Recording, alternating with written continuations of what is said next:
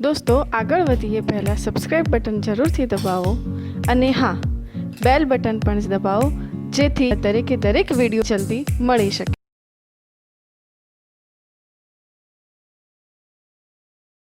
મિત્રો અગાઉના લેક્ચરમાં આપણે આવર્તની ચર્ચા કરી હતી।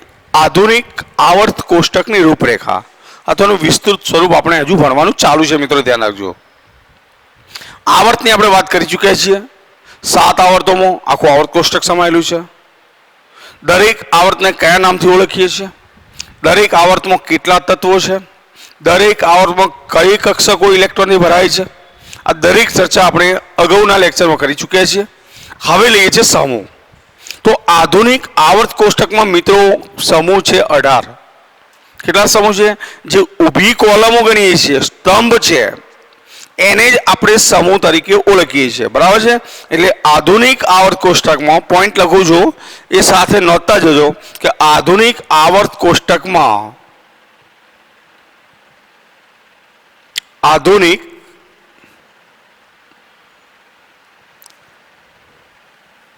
આવર્ત કોષ્ટકમાં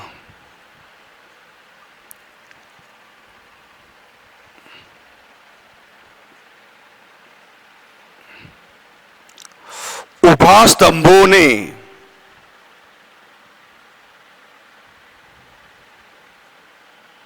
સમૂહ કહે છે।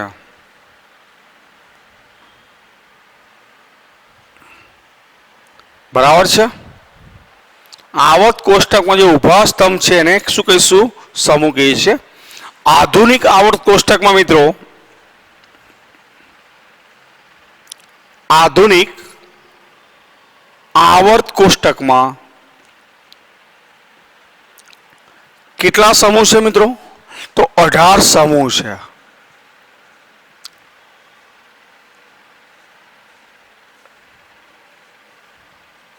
બરાબર? તમને એ પણ ખબર હશે કે સમૂહમાં ઉપરથી નીચે જાઓ તો પરમાણુ ક્રમાંક તો વધશે જ, પણ એવા તત્વોને એક સમૂહમાં સમાવવામાં આવે છે કે જેના રાસાયણિક ગુણધર્મો સમાન હોય। રાસાયણિક ગુણધર્મો, કોઈ પણ તત્વના રાસાયણિક ગુણધર્મો માટે મિત્રો જવાબદાર શું છે? તો ઇલેક્ટ્રોન રચના। એનો મતલબ કે એમની બાહ્યતમ કક્ષાની ઇલેક્ટ્રોનના એક સમાન હશે, એને કોઈ એક સમૂહમાં સળંગ મૂકેલા છે। બરાબર છે? એ રીતે સમૂહનું વર્ગીકરણ કરેલું છે મિત્રો। પહેલા આપણે સમૂહને રોમન અંકો પ્રમાણે 1A 2A 2B 3A 3B એ રીતે આપતા હતા। હવે આઈયુપીએસસી દ્વારા સીધા જ નંબર આપી છે, 1 થી 18 નંબર આપેલા છે, એટલે 18 બોલીએ છીએ આપણે। બરાબર છે?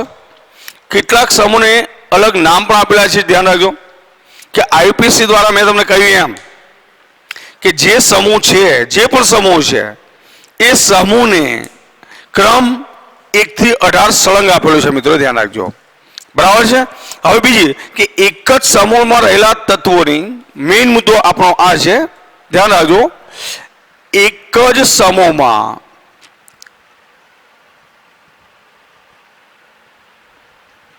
રહેલા તત્વોની બાહ્યતમ કક્ષાની, કઈ કક્ષા? બાહ્યતમ કક્ષાની શું? તો ઇલેક્ટ્રોન રચના જે છે, ધ્યાન રાખજો, સમાન હોય છે। બાહ્યતમ કક્ષાની ઇલેક્ટ્રોન રચના સમાન હોય છે, અને સમાન હોવાથી એમના રાસાયણિક ગુણધર્મો જે છે કેવા હશે મિત્રો? એક સમાન હશે। બરાબર છે? અને ઇલેક્ટ્રોન ધ્યાન રાખજો, બાહ્યતમ કક્ષાની ઇલેક્ટ્રોન રચના સમાન હોવાને લીધે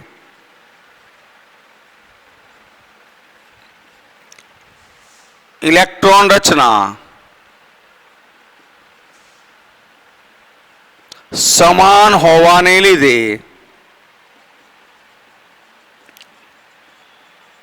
એક જ સમૂહના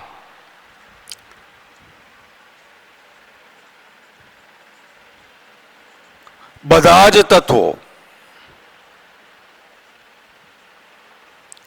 સમાન રાસાયણિક ગુણધર્મો ધરાવે છે। સમાન રાસાયણિક ગુણધર્મો ધરાવે છે। આ ખાસ યાદ રાખજો. જો કે ક્રિયાશીલતા જુદી જુદી હોય કે જેમ કે સમૂહ એકની વાત કરું તો લિથિયમ આવે, સોડિયમ આવે, પોટેશિયમ આવે, રોબિડિયમ, સિઝિયમ, ફ્રાન્સિયમ. પણ શું બધા તત્વોના રાસાયણિક ગુણધર્મો સમાન હશે? તો દરેકની રાસાયણિક ક્રિયાશીલતા એક સરખી હશે ખરી? ના. કોઈ પ્રક્રિયા ધીમેથી આપતું હશે, કોઈ ઝડપી આપતું હશે. બરાબર છે, પણ ગુણધર્મ તો એનો એ જ રહ્યો. બરાબર છે.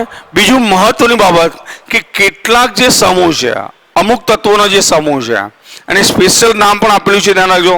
એટલે આપણે લખી શકીએ કે અહીં કેટલાક તત્વોના સમૂહને, અહીં કેટલાક સમૂહને અલગ નામ આપેલા છે, ધ્યાન રાખજો. પ્રચલિત નામથી ઓળખવામાં આવે છે. બધાને નહીં, પણ અમુકને.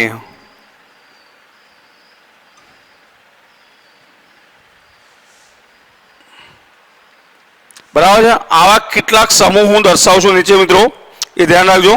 એ લખું છું એ કાયમી યાદ રાખજો, જે તમને ઓબ્જેક્ટિવમાં કામ આવશે, ધ્યાન રાખજો. તો એવા સમૂહ કયા છે? તો સમૂહ નંબર 1 પહેલી જ વાત કરું છું, ધ્યાન રાખજો. તમને ખબર હશે મિત્રો કે પહેલો સમૂહ એ કયા નામે ઓળખાય છે? સક્રિય ધાતુઓનો સમૂહ છે. પહેલા તો યાદ રાખો. અને સક્રિય ધાતુઓનો જે સમૂહ છે એને નામ આપીએ પહેલા જ સમૂહ માટે, તો સમૂહ 1 ને આપણે કહીએ છીએ આલ્કલી ધાતુ તત્વોનો સમૂહ. એટલે કે સમૂહ 1, તો એને આપણે કહીએ છીએ આલ્કલી ધાતુ તત્વો અથવા આલ્કલી તત્વો, જે બધી ધાતુઓ છે. યાદ રાખજો. બરાબર છે. સમૂહ 2 ને આપણે આલ્કલાઇન અર્ધ ધાતુ તત્વો તરીકે ઓળખીએ છીએ. જ્યારે ચેપ્ટર આના ભણશો તમે, આલ્કલી અને આલ્કલાઇન અર્ધ ધાતુ તત્વો એસ વિભાગના, એમાં આની ડિટેલ ચર્ચા આપણે કરીશું. બરાબર છે. આ સિવાય સમૂહ 11, જે કદાચ તમે જાણતા હોશો, આ નામ તમારા માટે કદાચ નવું પણ હોઈ શકે. બરાબર છે. તો કાઇનેજ ધાતુઓ કહેવાય છે ને, કાઇનેજ. બરાબર છે. ધાતુઓ તરીકે આપણે ઓળખાય છે. કાઇનેજ તત્વો, ધાતુઓ શબ્દ વાપર્યો છે. કાઇનેજ શબ્દ કોના માટે તો લખું છું? ચલણી સિક્કા. ચલણી જે સિક્કા છે તમે જોઈ શકો છો, પહેલાના જમાનામાં સોનાના સિક્કા આવતા હતા, તાંબાના સિક્કા પણ આવે છે, અત્યારે મિશ્ર ધાતુના સિક્કા પણ આવે છે. બરાબર છે. કોપર, સોનો, આ બધા શું છે? કાઇનેજ છે. તો આ ધાતુઓ તરીકે ઓળખાય છે. સમૂહ 11 ની ધાતુઓ. બરાબર છે. સમૂહ નંબર 15 જે નાઇટ્રોજન સમૂહ છે, જો કે બરાબર છે, એનું પ્રચલિત નામ છે નિક્ટોજન્સ. નિક્ટોજન્સ આ નામથી પણ આપણે ઓળખીએ છીએ. ક્યાંક તમે વાંચ્યું હશે સમૂહ 16 માટે. તો સમૂહ 16 જે છે, બરાબર છે, એના માટે ચાલ્કોજન તત્વો, ચાલ્કોજન તત્વો તરીકે એ સમૂહ 16 ને ઓળખીએ છીએ. સમૂહ નંબર 17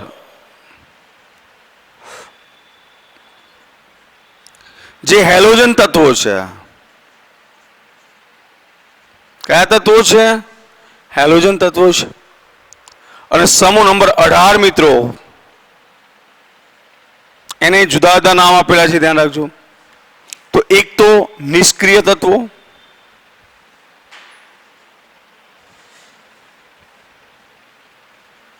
અથવા ઉમદા તત્વો, આ નામથી પણ ઓળખાય છે. ત્રીજું નામ પણ આપ્યું છે વિરલ તત્વો.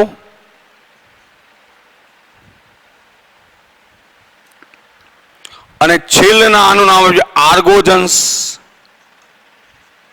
આ નામથી પણ આપણે ઓળખીએ છીએ, ધ્યાન રાખજો.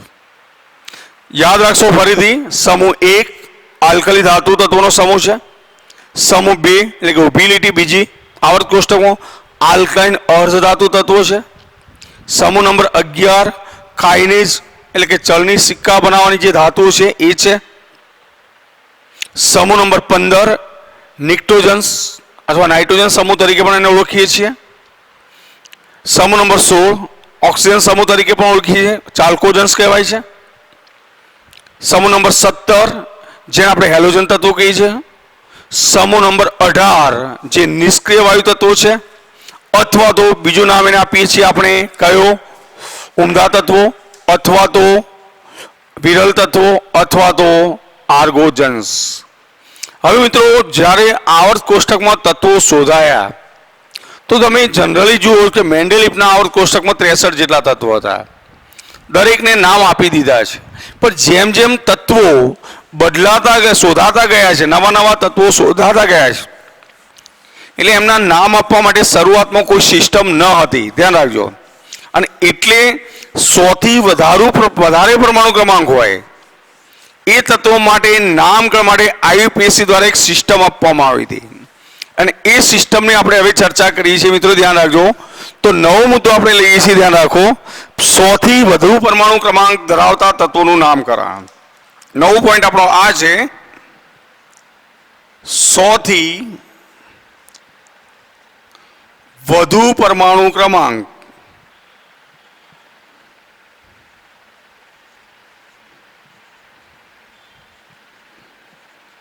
ધરાવતા તત્વોનું નામકરણ, કે એ રીતે નામકરણ કરવામાં આવે કે જેથી કરીને નામ સમજવું સહેલું પડે, નામ ઉપરથી તમને તત્વનો પરમાણુ ક્રમાંક પણ ખબર પડી જાય અને પરમાણુ ક્રમાંક ઉપરથી નામ પણ તમને લખતા આવડે. મિત્રો બરાબર છે. એટલે કોષ્ટકમાં આપણે દર્શાવીએ છીએ, નવું આખું કોષ્ટક બનાવી, ધ્યાન રાખજો. એટલે હું લખું છું ખાસ કે કોષ્ટકમાં દર્શાવ્યા પ્રમાણે પોઈન્ટ લખું છું, પછી આપણે કોષ્ટક દોરીશું. ધ્યાન રાખજો કે કોષ્ટકમાં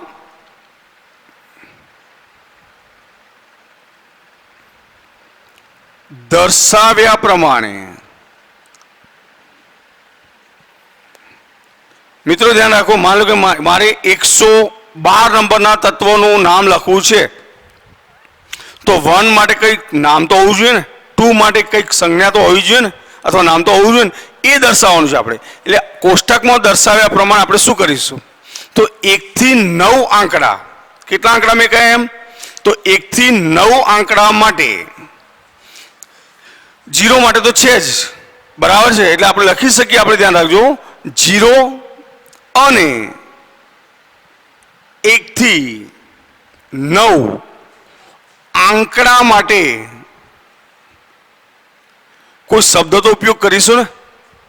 તો 0 અને 1 થી 9 આંકડા માટે દર્શક શબ્દનો ઉપયોગ કરવામાં આવશે. દર્શક શબ્દનો ઉપયોગ કરવામાં આવે છે.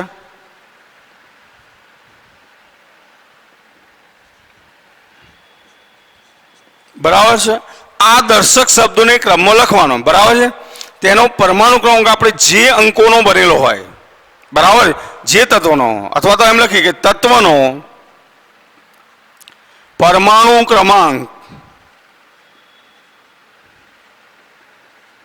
જે અંકોનો બનેલો હોય,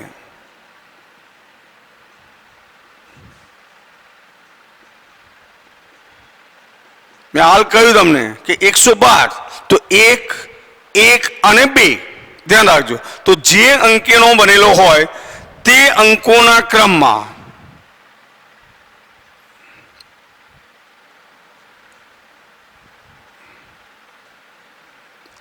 સંખ્યા દર્શક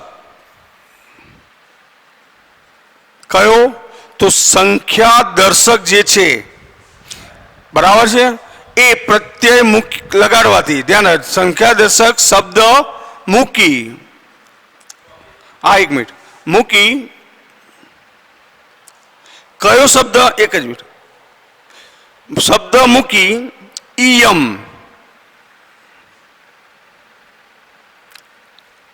ઈયમ,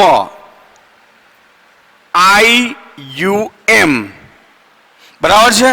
આ પ્રત્યય લગાડવાથી પ્રત્યય લગાડવાથી શું મળશે? તત્વનું નામ બને છે. તત્વનું નામ બને છે. અને છેલ્લે વાત કરું કે 100 થી વધુ પરમાણુ ક્રમાંક ધરાવતા તત્વો, 100 થી વધુ પરમાણુ ક્રમાંક ધરાવતા તત્વોના નામ અથવા નામકરણ નીચે દર્શાવેલા કોષ્ટક મુજબ કરવામાં આવે છે.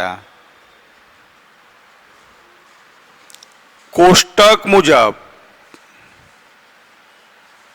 કરવામાં આવે છે. હવે મિત્રો આપણે કોષ્ટક ભણીશું.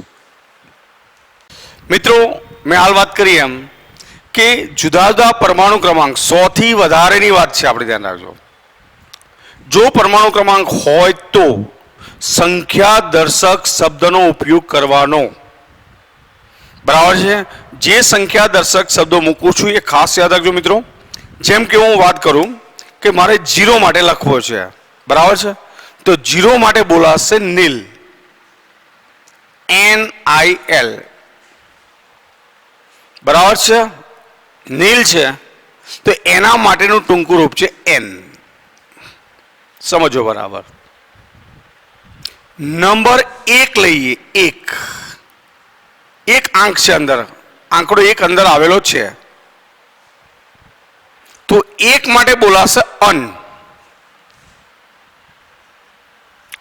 યુ, સ્મોલ જ લેટર લઈશું આપણે.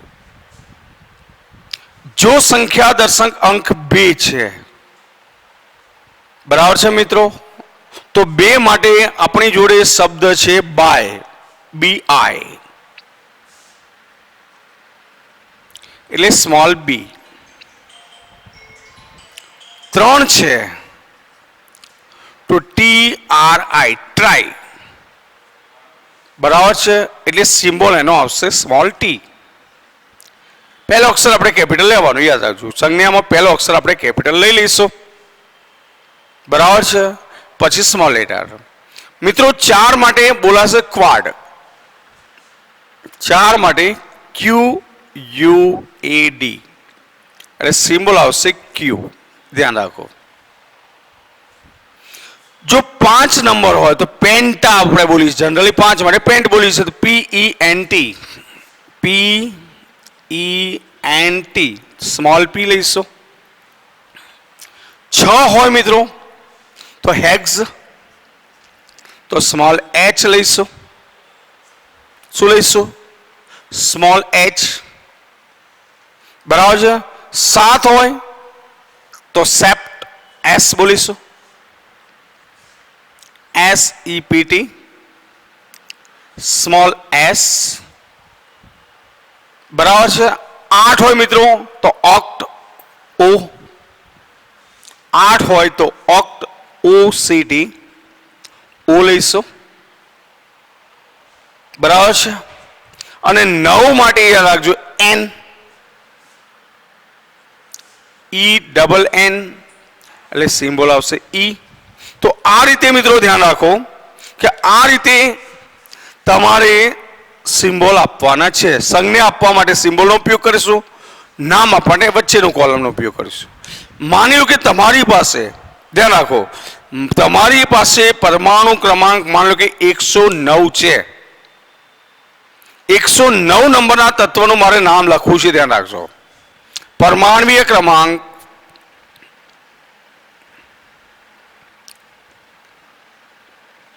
બરાબર 109 છે. આનું મારે IUPAC નામ લખવું છે. જો કે પ્રચલિત નામ અમુકના શોધાયા છે એટલે મળી જાય છે આપણને, પણ નથી જાણતા માની લો કે એને તમારે નામ લખવું છે. તો કેટલા અંકો છે? 1 છે,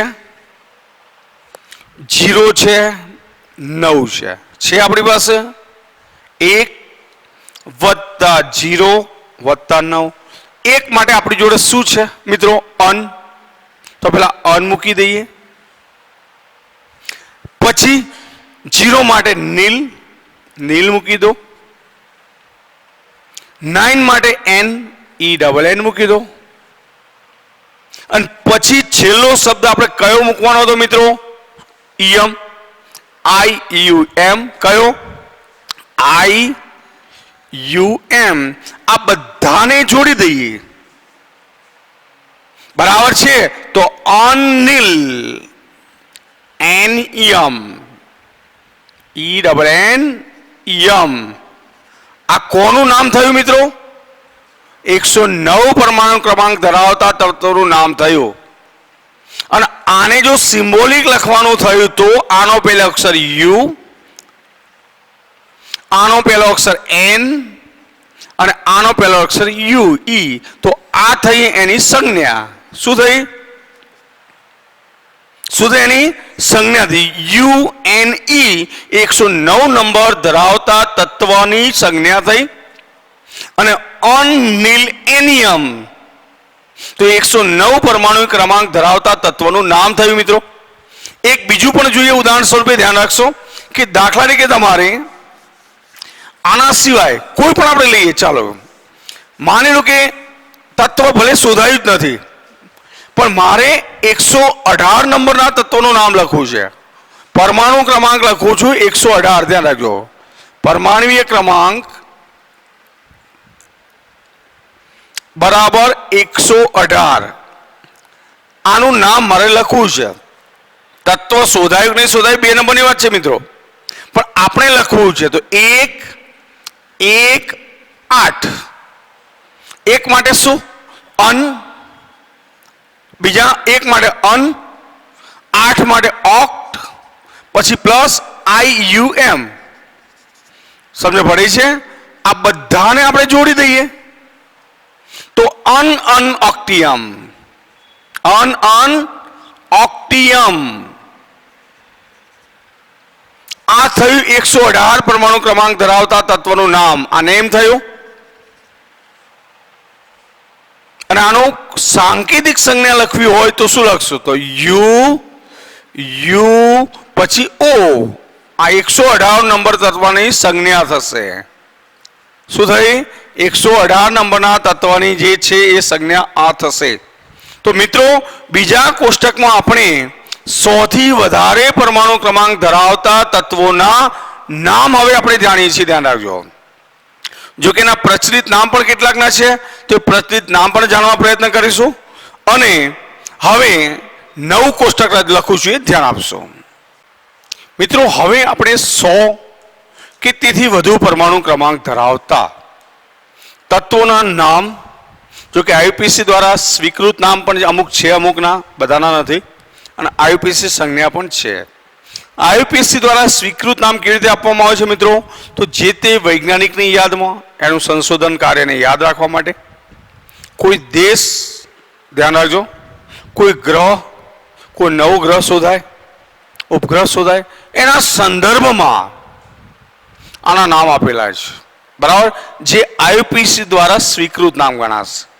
અને IUPAC દ્વારા સ્વીકૃત સંજ્ઞાઓ પણ આપવામાં આવે છે. પણ આપણે હાલ જે વાત કરી કે સંખ્યા દર્શક શબ્દનો ઉપયોગ કરીને આના નામ આપવા હોય તો આપણે આરામથી આપી શકીએ. જેમ કે એક સાદું ઉદાહરણ છે, 101 પરમાણુ ક્રમાંક ધરાવતું તત્વ મારે લખવું છે. તો 101 તત્વ ધરાવતો જે છે, 101 નંબર ધરાવતા તત્વનો પરમાણુ ક્રમાંક લખવો હોય તો યાદ કરો. બરાબર છે? ચલો 1 માટે શું? 101. 1 માટે મિત્રો શું હતું? અન હતું. તો 1 માટે લખ્યું મેં અન. પછી 0 માટે નીલ, અનિલ. પછી પાછો 1 તો અન, અનિલ અન. પછી IUM મૂકી દો. ખબર પડી ગઈ? નામ શું બન્યું? અનિલ અનિયમ. 101 નંબર નાનું. સંજ્ઞા આપવી હોય તો U અન, નીલ NU, UNU. આ સંજ્ઞા કોની થઈ મિત્રો? 101 નંબરનું જે તત્વ છે એની સંજ્ઞા થઈ UNU. બરાબર? હવે 101 નંબરનું જે તત્વ છે એ વૈજ્ઞાનિક મેન્ડેલિફના નામ ઉપરથી આપ્યું છે. એટલે આઈયુપીસી દ્વારા આને નામ આપ્યું છે મેન્ડેલિવિયમ. ધ્યાન રાખજો, મેન્ડેલિવિયમ. અને એની સંજ્ઞા આપવામાં આવી છે એમડી. કઈ છે? યાદ રાખશો, એમડી. ચલો મિત્રો, 102 નંબરનું તત્વ આપણે લઈએ. ચલો, જેટલા શક્ય છે એટલા આપી શકીએ છીએ આપણે. ચલો, 1 માટે અન, 0 માટે નીલ, પછી 2 માટે બાય, પછી આઈ બાય, પછી IUM. ડબલ ના લખવું પડે એટલે આઈ એક કાઢી નાખ્યું, UM. Un nil bi um. બરાબર છે. સંજ્ઞા આપી છે તો UNB. થઈ કે ના થઈ? UNB. બરાબર છે. જો કે આનું જે આઈયુપીસી નામ સ્વીકૃત છે એ નોબેલ પુરસ્કાર એના સંદર્ભમાં છે, નોબેલિવિયમ અથવા નોબેલિયમ. શું લઈશું? નોબેલિવિયમ અથવા નોબેલિયમ તોય ચાલશે. એટલે આને બોલીશું નોબેલિયમ. અને એની સંજ્ઞા છે NB. યાદ રાખજો, કઈ સંજ્ઞા છે? NB. બરાબર, સોરી NO છે. નોબેલિયમ NO. નોબેલ એટલે NO લીધું છે, NB નહીં, NO. ચલો, પરમાણુ ક્રમાંક 103 છે મિત્રો. બરાબર છે. તો 103 માટે તમને ખબર પડવી જોઈએ. 1 માટે અન, પછી 0 માટે નીલ, પછી ટ્રાય, પછી યમ. ઓન નીલ ટ્રાયમ અથવા ટ્રાયમ બોલી શકીશું. ઓન નીલ ટ્રાયમ. સંજ્ઞા શું આપશો મિત્રો? UNT. આપી શકાશે? આ 3 વસ્તુ તો તમને સીધે સીધી આવડવી જોઈએ. યાદ રાખવાનું તમારે આ જ આવશે. તો 103 નંબર તત્વ માટે જે આઈયુપીસી સ્વીકૃત નામ આપવામાં આવ્યું છે, ધ્યાન રાખજો મિત્રો, લોરેન્સિયમ છે.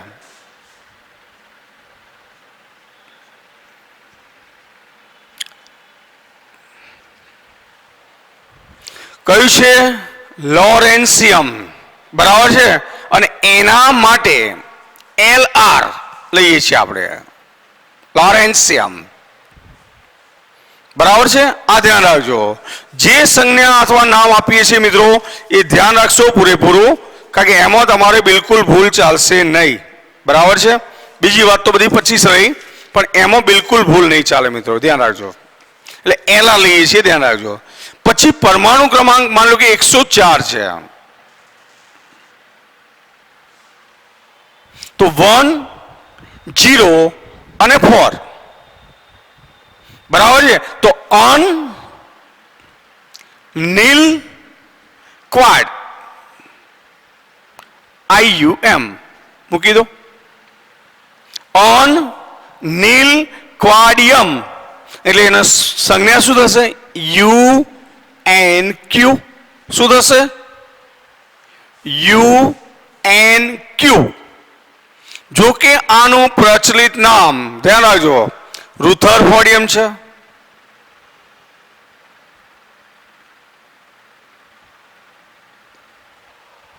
RF. બરાબર છે. માની લો કે પરમાણુ ક્રમાંક 105 નું તમારે લખવું છે. હવે સીધું થઈ ગયું મિત્રો. જુઓ, અન નીલ, પછી pen, IUM, un nil pentium. બરાબર છે. સંજ્ઞા આપી છે UNP. કઈ સંજ્ઞા થશે? UNP. બરાબર. આને ડબનિયમ પણ બોલાય છે અને ડુબનિયમ પણ બોલાય છે મિત્રો, ધ્યાન રાખજો. ડબનિયમ પણ બોલાય છે અને ડુબનિયમ પણ બોલાય છે. એટલે કે ડુબનિયમ અથવા ડબનિયમ. સંજ્ઞા છે એની DB. કઈ સંજ્ઞા છે? DB. ધ્યાન રાખજો. અને આ કોષ્ટક તમારે MCQ માટે ખાસ યાદ રાખવાનું છે. મિત્રો નીટ JEE માં સીધા જ પ્રશ્નો પૂછે છે કે તમને એમ પૂછે કે ડબ નિયમનું સંખ્યા દર્શક સંજ્ઞા કઈ, બરાબર છે, અથવા ડબ નિયમનો પરમાણ્વીય ક્રમાંક જણાવી એનું સંખ્યા દર્શક નામ દર્શાવો. તો લખી શકીએ મિત્રો. 106 નંબરનું તત્વ લઈએ હવે. તો અન, પછી નીલ, પછી હેક્સ, IUM, અનીલ હેક્સિયમ, બરાબર છે. અનીલ હેક્સિયમ, બરાબર છે. જો કે સંજ્ઞા શું આવશે? UNH. આનું IUPAC નામકરણ જોવા જઈએ તો સિબોર્ગિયમ છે મિત્રો, સિબોર્ગિયમ. અને સંજ્ઞા SG લઈએ છીએ, ધ્યાન રાખજો, સંજ્ઞા કઈ લઈએ છીએ? SG. ચલો 107 નંબરનું તત્વ મારે લખવું છે મિત્રો. તો 107 માટે અન, નીલ, પછી હેપ્ટ કે સેપ્ટ આવશે. 7 માટે શું વિચારો? શું આવશે 7 માટે? તો સેપ્ટ. ઈયમ, અનીલ સેપિયમ આવશે. શું સિમ્બોલ? UNS. શું આવશે? UNS. જો કે આનું પ્રચલિત જે IUPAC નામ છે બહોરિયમ છે.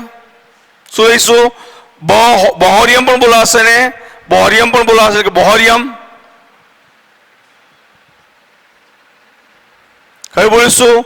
બોરિયમ. તો એના માટેની સંજ્ઞા છે BH. ચલો 108 નંબરનું તત્વ આપણે લઈએ. તો શું કરીશું? 8 માટે શું છે? ઓક્ટ છે. તો ઓન, નીલ, ઓક્ટ, IUM. સંજ્ઞા શું આપશો? UNO આપીશું મિત્રો. UNO. જો કે આનું પ્રચલિત IUPAC નામ છે હાસ્યમ, જેની સંજ્ઞા છે HS. પરમાણુ ક્રમાંક માનો કે 109 છે. તો હવે નામ વિચારો શું થશે? ઓન, નીલ, N, પછી શું આવશે? ઈયમ. તો આવશે ઓન, નીલ, NIUM. સંજ્ઞા શું આપશો? UNE મિત્રો. સંજ્ઞા શું આપશું? UNE. બરાબર છે. આને આપણે મેગ્નેશિયમ કહીએ છીએ. બરાબર. શું કહીશું? મેગ્નેશિયમ. સંજ્ઞા આપણે MT આપેલી છે. શું આપેલી છે? MT. પરમાણુ ક્રમાંક 110. તો શું બોલીશું? અનીલિયમ. યુ પછી શું આવશે? N. કઈ સંજ્ઞા આવશે? UUN. બરાબર છે. જો કે આનું નામ ડર્મસ્ટાન્ડિયમ પણ આવે છે. ડર્મસ્ટાન્ડિયમ.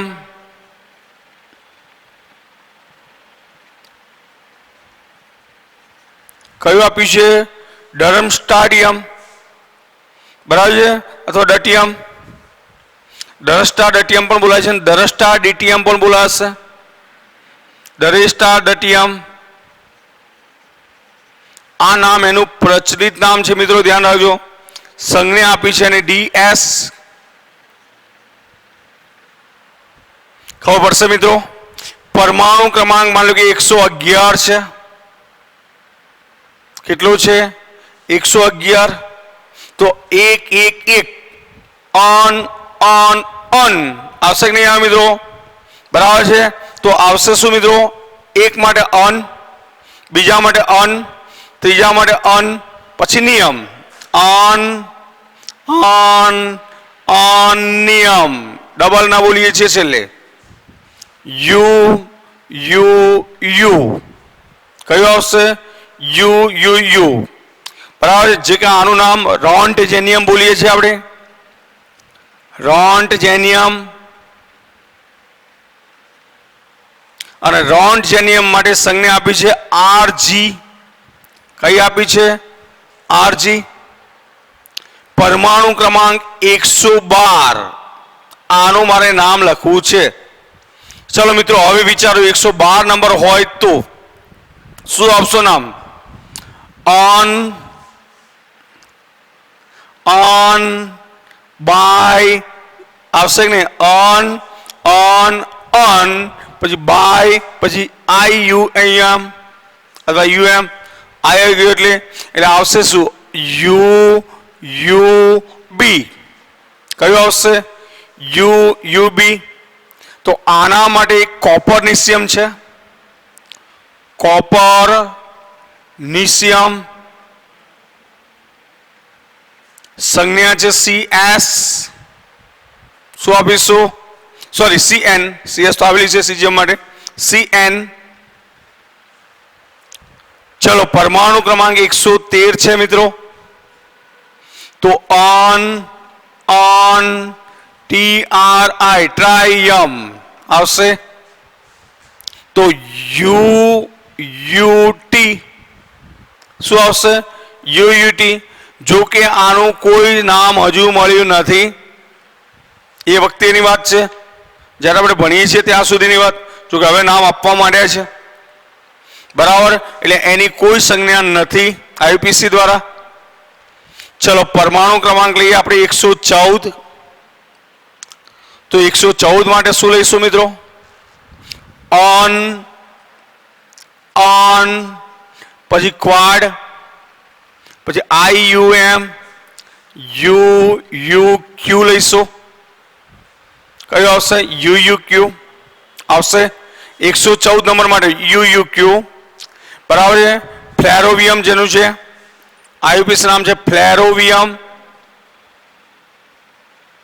સંજ્ઞા છે FL. કઈ સંજ્ઞા છે? FL, બરાબર છે. ચલો હવે આગળના વાત પૂરા કરીએ છીએ મિત્રો, ધ્યાન રાખજો. 114 સુધી આપણે પહોંચ્યા. આ જ કોષ્ટકમાં આગળ વધુ છું, આ જ કોષ્ટકમાં આપણે આગળ વધીએ હવે, બરાબર. 118 સુધીના પૂરા કરી દઈએ છીએ. અને તમે હવે પ્રેક્ટિસ કરજો આ જ કોલમની, આ બધા જ કોલમની પ્રેક્ટિસ કરશો મિત્રો તો સરળતાથી તમને બધા યાદ રહે એવા છે, ધ્યાન રાખજો, બરાબર છે. ચાલો 115 નંબર. હવે તો 115 નંબર માટે તમે શું કરશો? On on pant IUM UUP આવશે. શું આવશે? UUP. જો કે આનું પણ કોઈ નામ અપાયું નથી પ્રચલિત IUPAC દ્વારા, એટલે આની કોઈ નામ સંજ્ઞા આપેલ નથી. ચલો 116 નંબરનું મારે લખવું છે. તો શું લખશો? ઓન ઓન હેગ્સ IUM, સંજ્ઞા શું આપશો? UUH આપીશું, બરાબર છે મિત્રો. અને આને બોલીએ છીએ લિવરમોરિયમ, લિવરમોરિયમ અથવા લિવરમોનિયમ પણ બોલીએ છીએ, બરાબર છે. સંજ્ઞા છે LV. કઈ આવશે? LV. ચાલો 117 નંબરમાં જઈએ તો ઓન ઓન સેપ્ટિયમ, શું સંજ્ઞા આપશો? UUS. જો કે IUPAC દ્વારા આના કોઈ નામ આપેલ નથી, સંજ્ઞા ના હોય. ચાલો 118 શું નામ આપીશું? તો ઓન ઓન પછી ઓક્ટ IUM, સંજ્ઞા શું આપશું? UUO. જો કે IUPAC દ્વારા કોઈ પ્રચલિત નામ નથી, સંજ્ઞા નહીં હોય. તો મિત્રો આપણા જે આવર્ત કોષ્ટકના તત્વો છે અત્યારે 118 સુધીની જે આપણે વાત કરતી હતી, બરાબર, એ સુધીના બધા તત્વોની વાત અહીંયા પૂરી થાય છે, બરાબર છે. હવે આના આવર્તી વલણોની ચર્ચા કરીશું. મિત્રો આપણે બે જે કોષ્ટક લખ્યા, સંખ્યા દર્શક શબ્દ અને એના નામ, આ વ્યવસ્થિત તૈયાર કરશો. ઇઝી છે, કંઈ અઘરું નથી. જુઓ, પછીના જે પ્રચલિત છે તમારે યાદ રાખવા પડશે. બાકી 3 કોલમ સુધી તમને ક્યાંય તકલીફ પડે એમ નથી. તમને માનો કે આવું નામ પરીક્ષામાં આપી દે કોઈ એક નામ કે અનસેપ્ટિયમ નો પરમાણુ ક્રમાંક કેટલો, તો તમે ચોક્કસ કહી શકો. અન એટલે 1, બીજો અન એટલે 1, સેપ્ટ એટલે 7, 117 સીધો જવાબ થઈ જશે મિત્રો. બરાબર છે. અહીંયા સુધી વાત કરીએ છીએ મિત્રો. Thank you.